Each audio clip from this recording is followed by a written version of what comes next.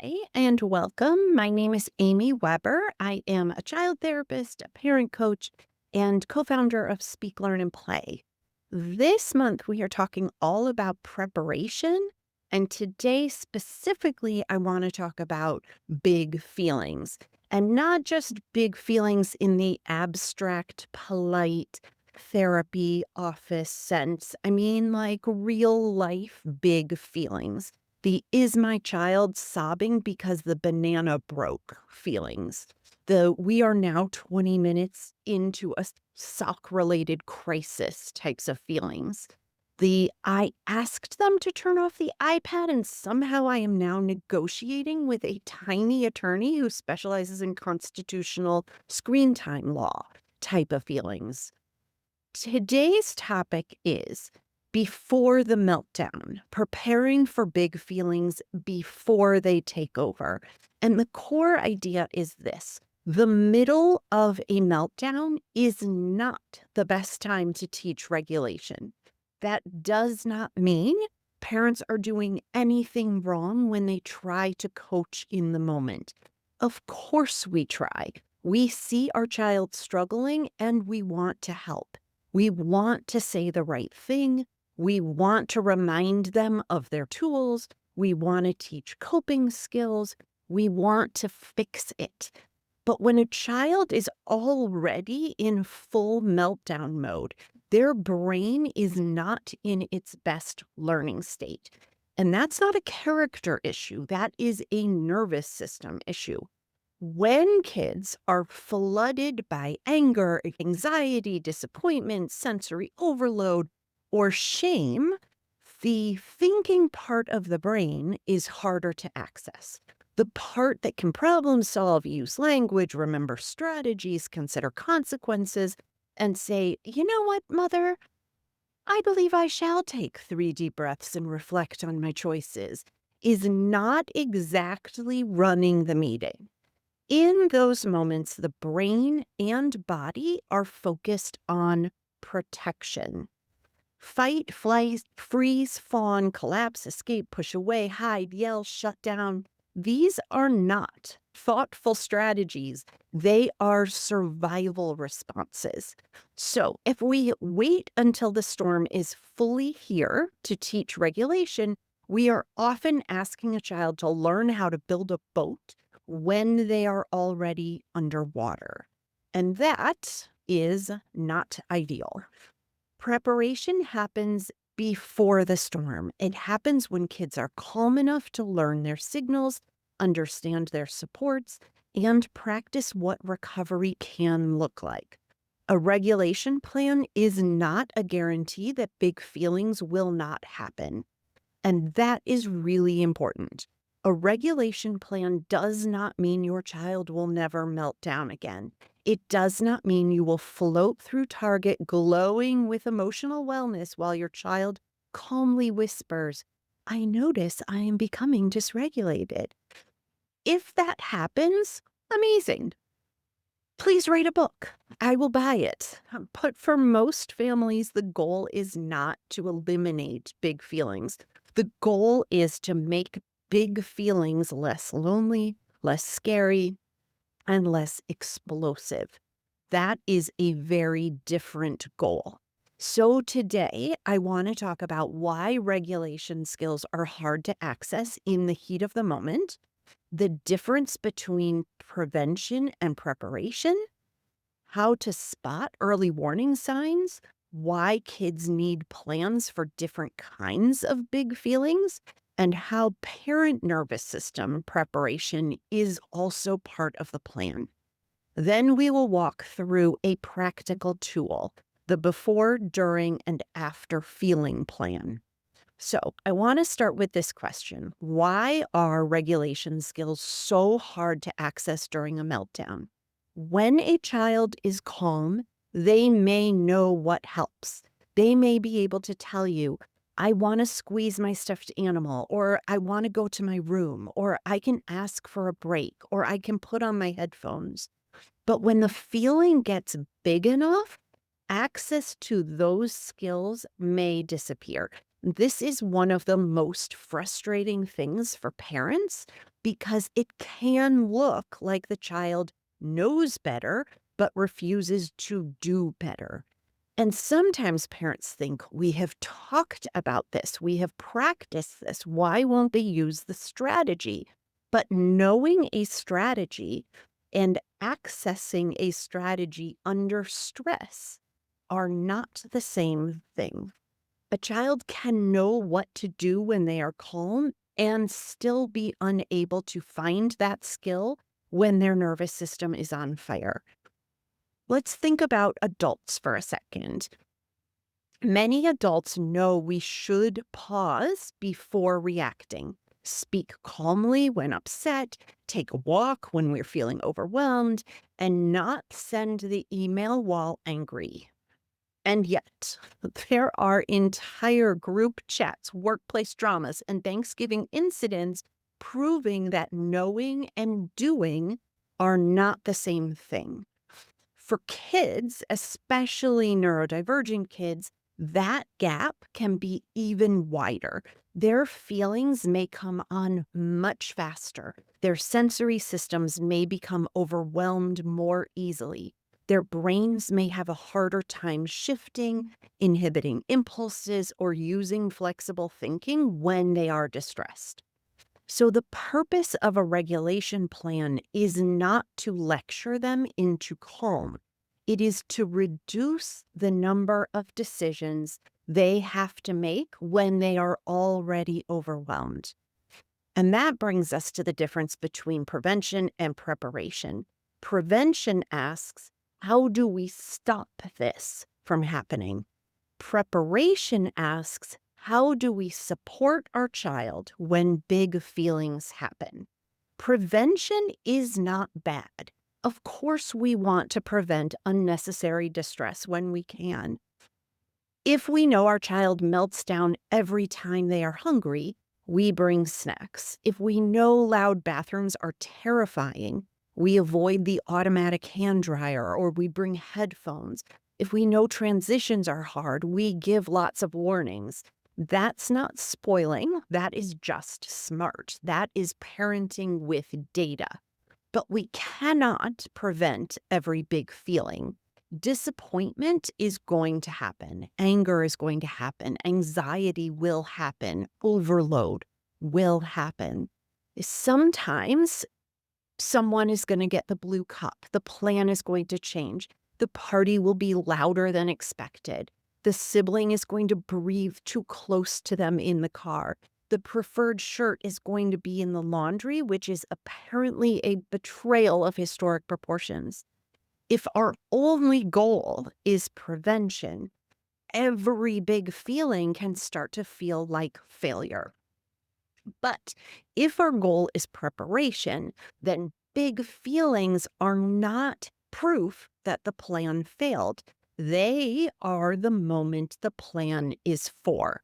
And that is a powerful shift. So let's talk about early warning signs.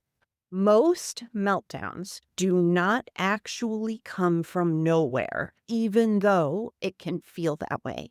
Sometimes they come fast, sometimes the signs are subtle, sometimes we miss them because real life is busy and no one is sitting in the corner with a clipboard saying, ah, yes, phase 1 of dysregulation has begun. But often the nervous system starts whispering before it screams. Our job is to learn the whispers. Early warning signs are going to look different for every child. Some kids get louder, some get quieter, some become more argumentative, some become silly and wild and goofy in a way that looks like they're having fun, but is actually their nervous system starting to lose its footing. Some kids whine, pace, hide, start correcting everyone. Some become very rigid. Some ask the same question over and over again. Some start to become more demanding. Some become more controlling. Some suddenly cannot tolerate a sibling's voice, a tag in their shirt, a tiny change in the plan, or the fact that a cracker has the audacity to be broken. Body clues matter too.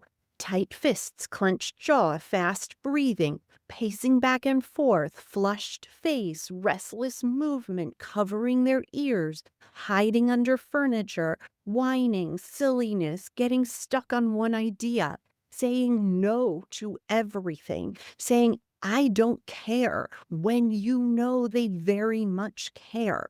These clues are not bad behavior, they are information. The parent reflection I want you to hold on to is this. What does my child's nervous system usually tell me before the behavior gets big? Not how do I make them stop? Not why are they doing this to me? But what is their nervous system telling me? That question helps us move from reacting to reading. And reading the signs earlier gives us a better chance of offering support before the child is fully flooded. And that is where low demand scripts can be incredibly helpful. When a child is starting to escalate, language can become tricky. Too much talking can feel like more input. Too many questions can start to feel like pressure. Too much reasoning can pour gasoline on an emotional campfire. So instead of saying, why are you acting like this? Or use your coping skills, we want to use short, calm, low demand language. For example, I see the storm starting. Let's make this easier. You do not have to talk yet. I'm here. This is a big feeling. We already know what helps. Notice what these scripts do. They name what is happening without blame. They reduce pressure. They communicate support. They remind the child that there is already a plan. They do not demand a perfect response. All of this matters because when kids are escalating, they feel out of control. And when adults become louder, faster, more urgent, or more controlling, the child's nervous system may read that as more danger. A low demand script says, I am not scared of your feeling. I am not leaving you alone with it. I am also not handing you the keys to the emotional bus. Calm, steady, kind, and boundaried. That is the tone. Now, let's move into the practical tool, the before, during, and after feeling plan. This is something you can create with your child when they are calm, not during the meltdown, not 5 seconds after the meltdown, not while everyone is still emotionally smoking from the incident.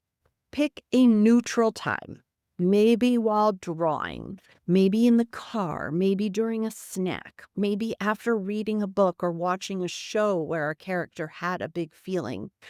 The plan has 3 parts: before, during, and after. The before part is about recognizing early signs.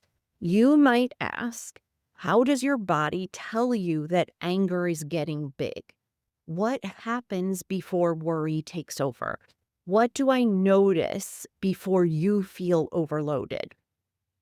What are the signs that your frustration is getting too full? Some kids can answer directly, others cannot. Both are okay. You can offer some observations gently. I notice that when you're starting to get overwhelmed, your voice gets louder and your body moves faster. Or I notice that before you get really upset, you often start saying no, no, no, and hiding your face.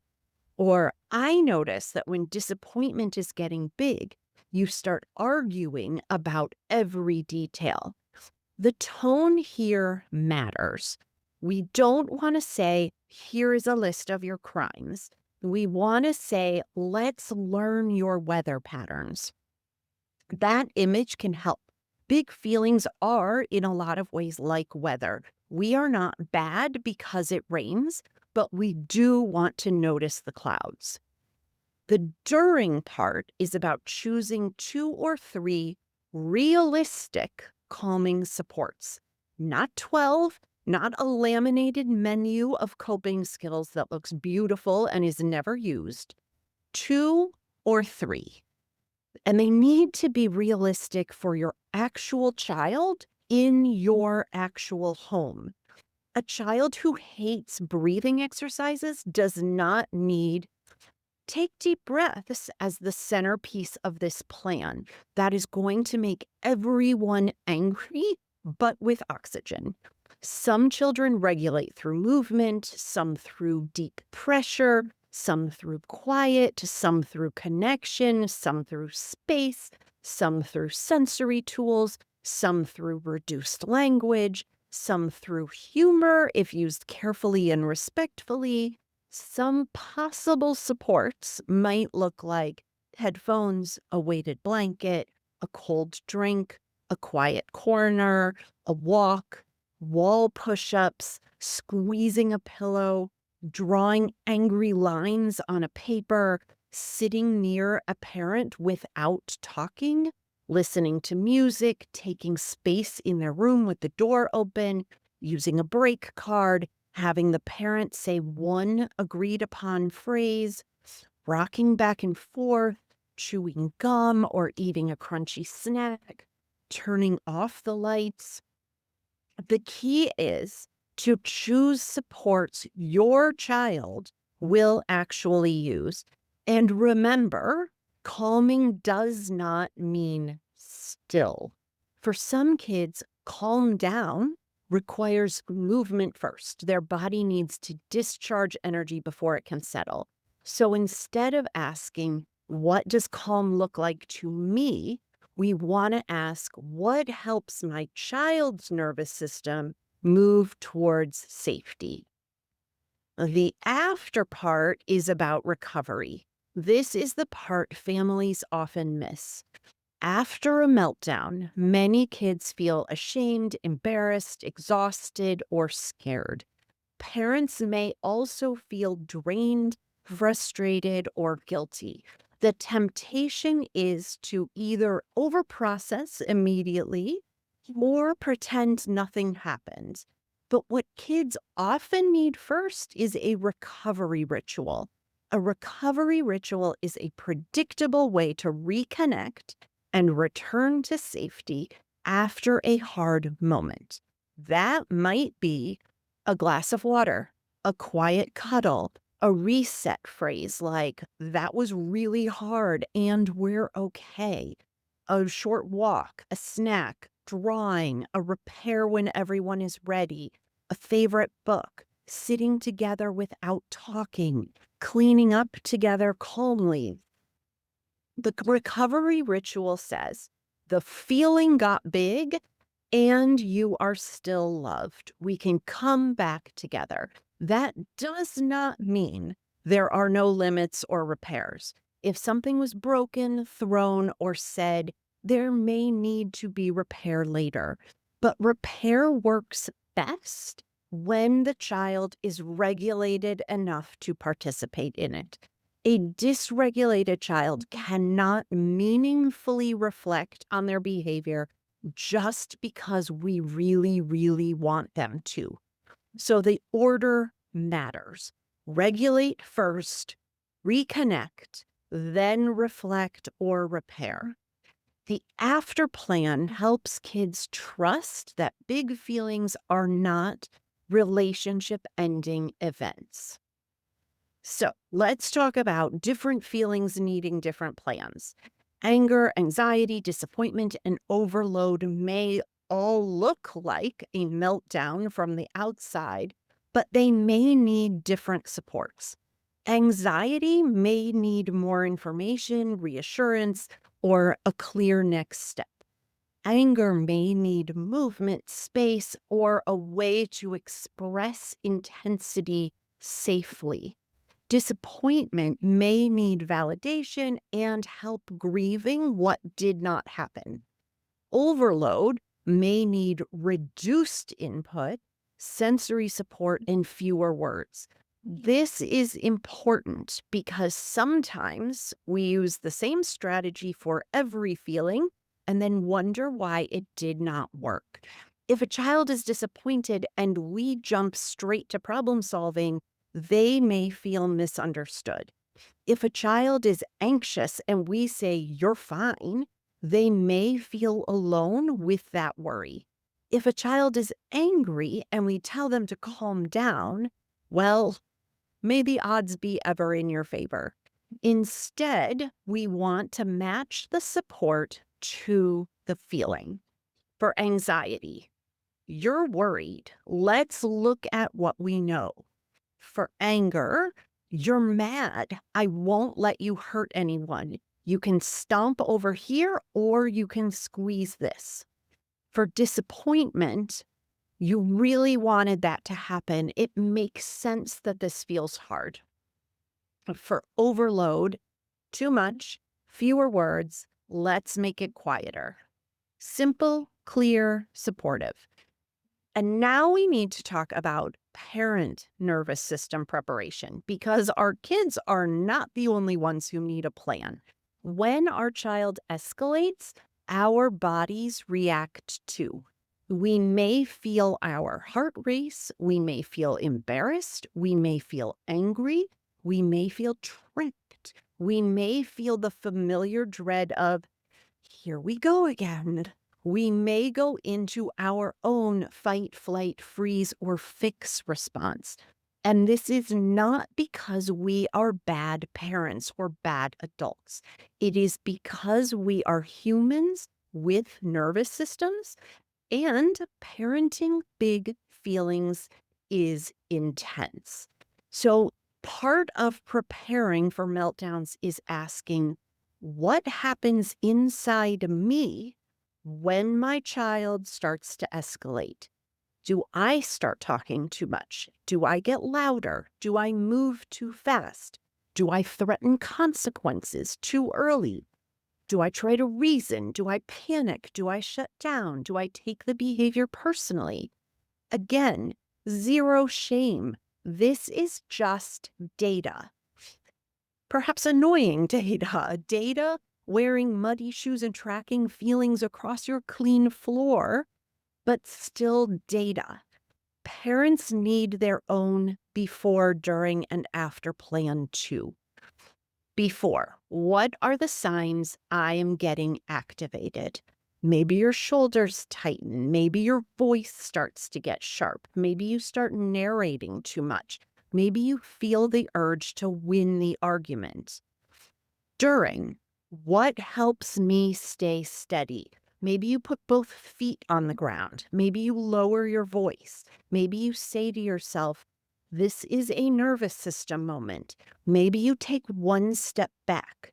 Maybe you remind yourself, "I can be calm without being permissive." And after, how do I recover? Maybe you text a friend. Maybe you take 5 minutes alone. Maybe you repair with your child. Maybe you remind yourself, "That was hard and we are learning." Your regulation does not magically regulate your child every time. I wish that would be an incredible subscription service. But your steadiness does change the emotional weather in the room. A prepared parent is not a perfect parent. A prepared parent is one who has thought, when the storm starts, how do I want to show up? So let's bring this all together. The middle of a meltdown is not the best time to teach regulation. That is the time for safety, support, fewer words, and helping your child move through the storm. The teaching happens before. When your child is calm, you can help them notice their body clues. You can create a before, during, and after plan. You can choose 2 or 3 realistic calming supports. You can practice low demand scripts. You can build a recovery ritual. And you can prepare your own nervous system too. You can remember that a regulation plan is not a guarantee that big feelings will not happen. It is a way to make big feelings less lonely, less scary, and less explosive. So this week, I invite you to ask yourself, what does my child's nervous system usually tell me before the behavior gets big? Start there. Look for the whispers before the screams. And when you see the storm beginning, try saying, I see the storm starting. Let's make this easier. Or, you do not have to talk yet. I'm here. Or, this is a big feeling. We already know what helps. Because when we prepare for big feelings, we are not expecting the worst. We are communicating something powerful. Feelings are allowed here, and we know how to help you through them. Thank you so much for being with me today, and I will see you soon.